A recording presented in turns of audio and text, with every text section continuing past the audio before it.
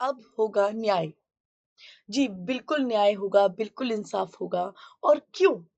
आज मैं ये बात क्यों कर रही हूँ कि न्याय होगा, इंसाफ होगा? देखिए, हमें बहुत अच्छे से पता है कि जिस एग्ज़ाम की आप तैयारी कर रहे हैं, वो एग्ज़ाम ऐसा है कि जब आप उस एग्ज़ाम को क्रैक करके उस डेज़िग्नेशन पर बैठेंगी, तो आप लोगों को न्याय दिलाएँगे, आप लोगों को इंसाफ दिलाएँगे।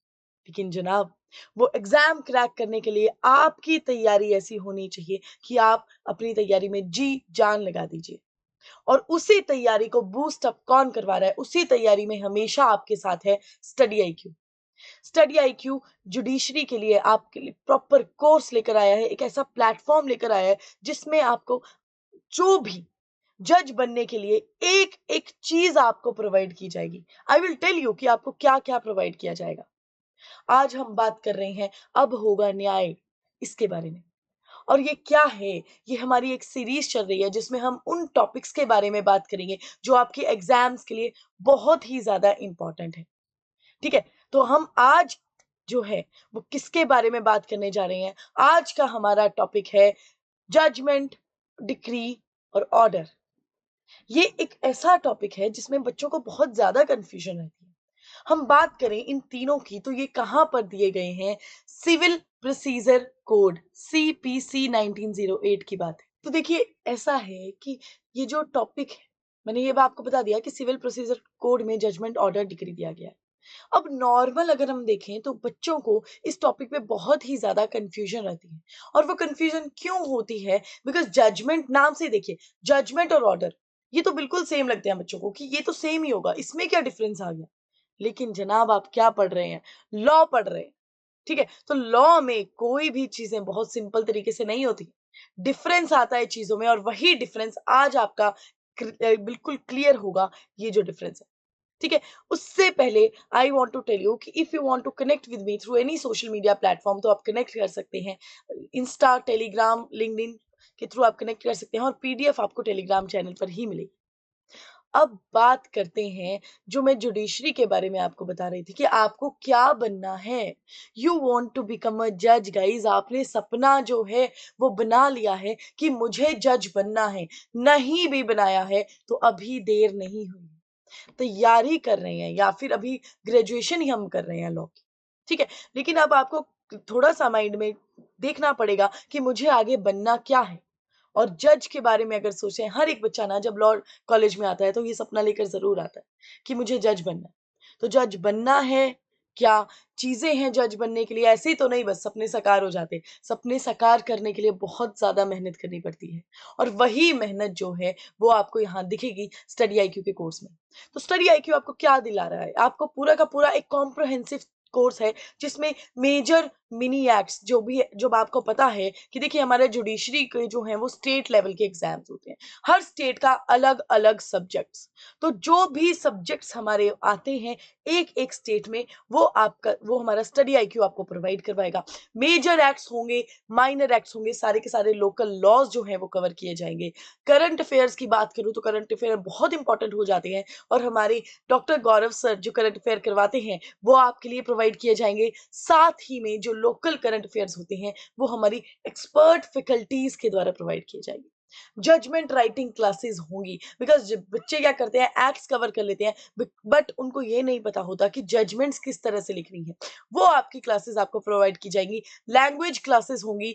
One thing I want to tell you personally कि लाइव डाउट सेशन हमारा रहता है, उसको कभी भी मिस मत करिएगा। लाइव डाउट सेशन में हमारी expert faculties including me also, हम सारी जो लॉ फैकल्टीज हैं स्टडी आईक्यू की, वो आपके सामने आती हैं। आपके एक एक डाउट पे चर्चा की जाती है और वो क्लियर किया जाता है कि क्या डाउट है आपका। ठीक है, तो ये सारी की सारी चीजें आपके चैट के थ्रू आपके डाउट क्लियर हो सकते हैं और टेस्ट सीरीज आपको फ्री में प्रोवाइड की जाती है। तो इतना सब कुछ जब आपको एक ही प्लेटफॉर्म में मिल रहा है तो जज का सपना क्यों ना देखें। और सब सपना देखना है तो उसको साकार भी करना है और उसको साकार करने के लिए बहुत ही अच्छे से मेहनत करनी पड़ेगी। तो उसी मेहनत को आज आगे बढ़ाते हुए हमारा जो आज का टॉपिक है वो हम कवर करेंगे। एक एग्जाम्पल लेते हैं सबसे पहले, और वो एग्जाम्पल क्या होगा? थोड़ी सी लड़ाई करवा दीजिए। देखिए वैसे लड़ाई तो नहीं करवानी होती है पर करवा देते हैं। ये है ए पर्सन, ये है बी पर्सन। इन दोनों का आपस में है प्रॉपर्टी से रिलेटेड झगड़ा। अब ए पर्सन क्या कह रहे हैं कि ये जो दिल्ली वाली प्रॉपर्टी है वो मेरी है, ठीक है? वो कब्जा कर बैठ गई है। बी कह रहे हैं कि ये जो दिल्ली वाली प्रॉपर्टी है ये मेरी है। अब ये झगड़ा इनका बहुत ज़्यादा बढ़ गया। अब इन्होंने कहा कि ये झगड़ा हमसे तो कवर ना होता भैया, हम कहाँ जाएँगे? हम जाएँगे कोर्ट में। अब ये झगड़ा अपना लेकर कहाँ चले गए? कोर्ट में चले गए। अब जब कोर्ट में जाया जाता है, तो सबसे पहले जो केस लेकर आया होता है, वो अपनी प्लेंट देता है, वो अपनी बातें रखता है, ठीक है? एक प्रॉपर डॉक्यूमेंट में। वो प्लेंट लेकर गया, ठीक है? उसने जब प्लेंट लेके गया, उसके बाद में जिस दूसरे इंसान के ऊपर जो भी ये झगड़ा आया है, अगेंस्ट वो चीज़ लेकर आया है, वो अपना जवाब देगा, आंसर देगा, ठीक है? उसके बाद में बनते हैं क्वेश्चंस एंड जिसको कहा जाता है इश्यूज, ठीक है? कोर्ट का ये एक तरह से प्रोसीजर है। उसके बाद में इश्यूज बनते हैं और इश्यूज क्या? अब यहाँ पर एक जनरल देखिए क्या इश्यू है? ए और बी झगड़ रहे हैं दिल्ली की प्रॉपर्टी के लिए। अब यहाँ पे इश्यू ये बन जाएगा कि ये प्रॉपर्टी आखिर है किसकी? ए की प्रॉपर्टी है या फिर बी की प्रॉपर्टी है? ये यहाँ पे इश्यूज बन जाते हैं। इश्यूज जब बन जाते हैं तो पार्टीज, ए पार्टी, बी पार्टी, ये दोनों पार्टी क्या करेंगी? अपने अपने एविडेंस लेकर आएंगी, चाहे वो डॉक्यूमेंट्स हो, चाहे वो ओरल डॉक्यूमेंट हो, सारी सारी चीजें यहां पर आएंगी, ठीक है? उसके बाद में जब ये सारी प्रोसेस हो जाएगी, उसके बाद में हमारा क्या आएगा? उसके बाद में आएगी हमारी जजमेंट। जब कोर्ट ने, जब जज ने इतनी ज्यादा बातें सुन ली तो वो क्या देगा? उसके बाद में जजमेंट देगा और उस जजमेंट में क्या होगा? सारा का सारा केस कि फैक्ट्स ऑफ द केस कि कहां से ये झगड़ा स्टार्ट हुआ, क्या बातें हुई, उसके बाद में फैक्ट्स के बाद में इश्यूज लिखे जाएंगे कि ये इश्यूज हमने डिटरमाइन किए थे, ये क्वेश्चंस थे जो आए थे। उसके बाद में एक एक करके उन क्वेश्चंस के आंसर लिखे जाएंगे उस जजमेंट में।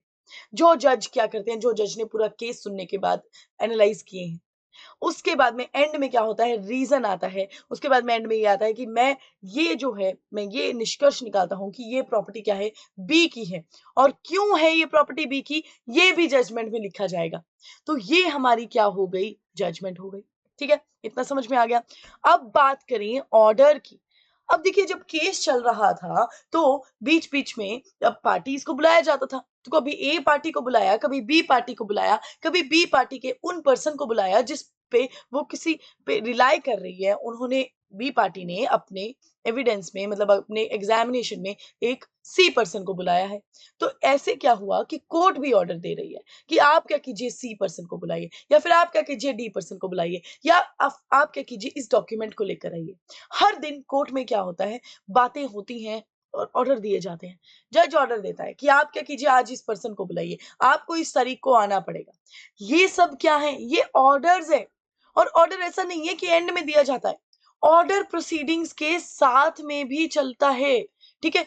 ऑर्डर प्रोसीडिंग को रेगुलेट करता है। अब देखिए कोर्ट की बात हो रही है, तो आज अगर कोर्ट में कोई भी बात की गई, वो एक प्रॉपर डॉक्यूमेंट में आएगा। उस डॉक्यूमेंट में जज लिखेंगे कि ये आज हुआ है और मैं ये आपको ऑर्डर दे रहा हूं, तो ये एक प्रॉपर आएगा और उसी को कहा जाता है ऑर्डर भी कहा जाता है। यहाँ पर हमारा ऑर्डर हो गया, इसको हम इंटरलोक्यूटरी ऑर्डर भी कह देते हैं, जो बीच बीच में हर प्रोसीडिंग के साथ में चले होते हैं। अब अगर बात करें हम जजमेंट के बाद क्या ऑर्डर आएगा, तो जजमेंट के बाद भी ऑर्डर आ सकता है कि क्या जो जज है वो ऑर्डर देंगे कि ये जो पार्टी है, अब जजमेंट में तो सारा दे दिया कि क्या निष्कर्ष निकला, वो दे दिया, लेकिन ऑर्डर में दे देंगे कि बी पर्सन को ये घर जो है वो खाली करना पड़ेगा। अगर ए पर्सन के नाम की है तो बी पर्सन को खाली करना पड़ेगा, अगर बी पर्सन के नाम की है प्रॉपर्टी तो ए पर्सन को घर खाली करना पड़ेगा। ये ऑर्डर दे दिया, राइट? तो यहां तक बात हो गई ऑर्डर की। अब आप बोलेंगे मैम ठीक है, जजमेंट पता चल गई, ऑर्डर पता चल गई, लेकिन ये जो वर्ड था डिक्री, ये कहां से आ गया? अब देखिए, जजमेंट बहुत ही ज्यादा लंबी होती है। अब जजमेंट की बात करें तो अब अयोध्या केस का ही देख लीजिए, 1000 समथिंग पेजेस की जो जजमेंट है। अब अगर आप नॉर्मल इंसान अब जजमेंट पढ़ने जाएगा तो क्या वो 1000 की जजमेंट पढ़ सकता है? 1000 पन्नों की, 1000 पेजेस की जजमेंट पढ़ सकता है क्या? और अगर नॉर्मल केसेस में भी देख लीजिए तो जजमेंट जो होती है ज्यादा पेजेस की होती है। तो उसी के लिए हमारी उसके बाद आती है डिक्री। डिक्री क्या करती है? डिक्री एक फॉर्मल एक्सप्रेशन होता है जजमेंट का ही, ठीक है, जजमेंट में ये बता दिया कोर्ट ने, जज ने बता दिया कि यहां पर इस प्रॉपर्टी का हकदार जो है वो बी है। लेकिन डिक्री में क्या क्या बताया जाता है, डिक्री में प्रॉपर उनके राइट्स डिटरमाइन किए जाते हैं पार्टीज के, कि अब मान लो यहां पर कॉम्पनसेशन भी देना होगा, अगर बी को कुछ पैसे ए को भी देने हैं क्योंकि इतनी हेरासमेंट हुई है बीच में, तो डिक्री में वो बात भी लिखी जाएगी। राइट प्रॉपर लिखे जाएंगे कि बी के यहाँ पर ये राइट आते हैं, ए के यहाँ पर ये राइट आते हैं। एक फॉर्मल एक्सप्रेशन होता है डिक्री जजमेंट का, और उसको क्या कहते हैं, वो 1 या 2 पेजेस की आपकी डिक्री कंप्लीट हो जाती है। ठीक है, ज्यादा इसमें ज्यादा लंबी चौड़ी जो कहानी हमने जजमेंट में देखी, जजमेंट तो प्रॉपर रीजंस देके चल रहा है, वैसा नहीं होता। डिक्री में प्रॉपर राइट डिटरमाइन किए जाएंगे, ये बताया जाएगा कि अच्छा इस जो केस में यहाँ पर इतने पैसे इसको देने हैं, किसको नहीं देने हैं, ये चीजें डिक्री में बात होती है।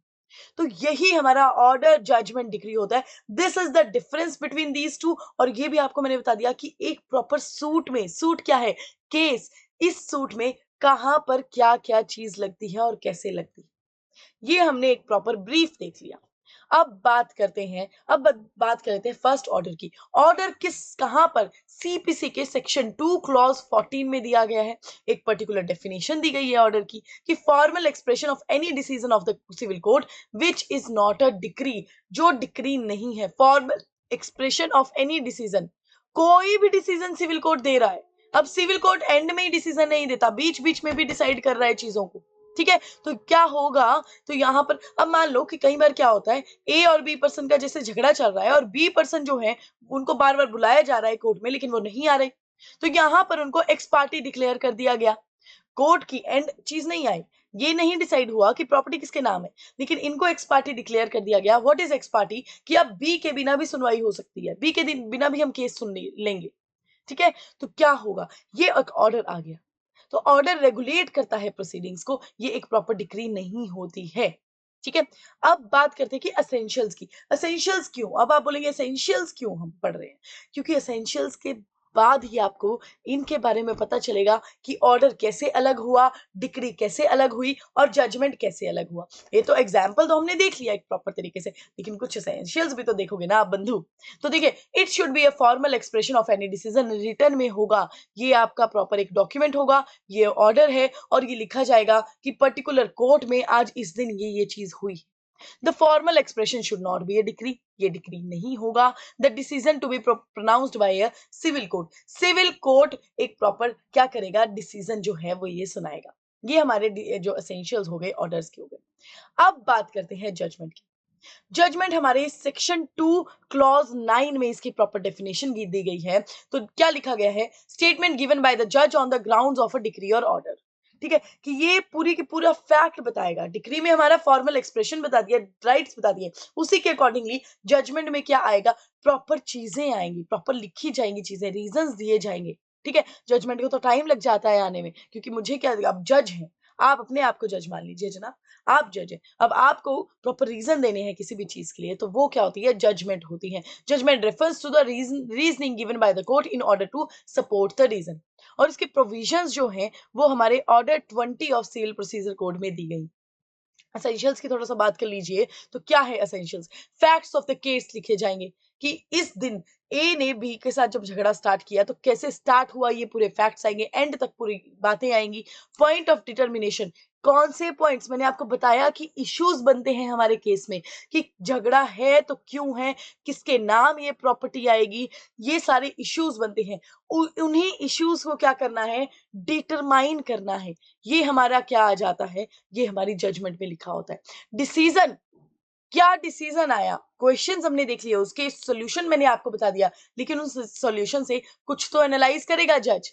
तो जब एनालाइज करेंगे तो क्या निकालेंगे, डिसीजन निकालेंगे, और उन डिसीजन का क्या रीजन है ये उस जजमेंट में आएगा, और उसके बाद में बताया जाएगा रिलीफ ग्रांटेड। ठीक है, तो ये सारी रिलीफ मतलब कि अब ए या फिर बी, जिसको भी दिया गया है ये जजमेंट, जिसके नाम आई है वो दिया जाएगा, वहां पे जजमेंट में ये बताया जाएगा। These are the basic essentials, ये असेंशियल्स है जो जजमेंट में होने ही चाहिए। अब नेक्स्ट बात कर लेते हैं डिक्री की। तो डिक्री को डिफाइन किया गया है section 2 clause 2 of the CPC. और इसके एसेंशियल क्या हो गए? अब there should be an adjudication, क्या बात करता है कि एक एडजुडिकेशन होनी चाहिए, कोर्ट के द्वारा प्रोनाउंस किया होना चाहिए, सिविल कोर्ट के द्वारा डिक्री आई होनी चाहिए, उसी को हम कह देते हैं एडजुडिकेशन। सूट के अंडर आना चाहिए। देखिए सूट की बात की गई है, सिविल सूट की, यहाँ पे सिविल प्रोसीजर कोड की बात करें तो सिविल सूट चल रहा है, तो सूट में आपकी क्या आएगी? जजमेंट आएगी, ऑर्डर आएगी, और यहाँ पर भी कहा गया डिक्री जो है वो उस सूट में आएगी। Determining the rights of the parties, parties के राइट को यहाँ पर डिटरमाइन किया जा रहा है।